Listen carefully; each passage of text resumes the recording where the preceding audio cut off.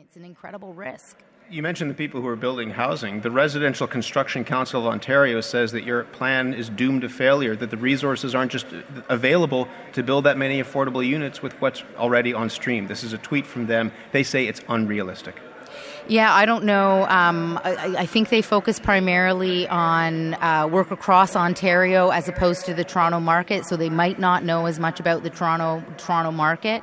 I think it's important to note that the developers who build housing in Toronto have made it very clear. They've made it very clear that if we unlock the land as a city, the city has over 8,000 parcels of land. We have a new entity called Create TO. The mandate of that entity under my leadership will change. It will focus on building affordable housing. We're building a ton of housing right now, but we're not building the right product to ensure that Torontonians can come to this city from elsewhere and get a foothold and build businesses and thrives, ensuring that young people and children can stay in this city. And what is affordable? This isn't really a choice. We need to do this. Well, what's affordable? You've defined affordable as 80% of the average market rent. There are many housing advocates, and we spoke with some of them this morning on the program, who say that that's outrageous, that that's nowhere near affordable for the people who need these rentals the most. Are you concerned about pricing people out of your own affordable housing plan?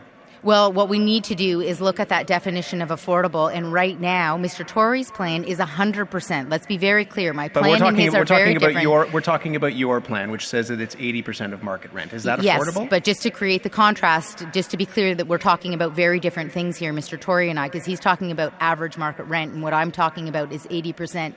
What I'm talking about there is the bulk of our city-owned land that we're right now using to build luxury condos. Let's use that to build below market housing as a starting point. But there's other pieces that we need into the mix, including rent geared to income. The target is 30% of a household income. That's what should be spent on housing.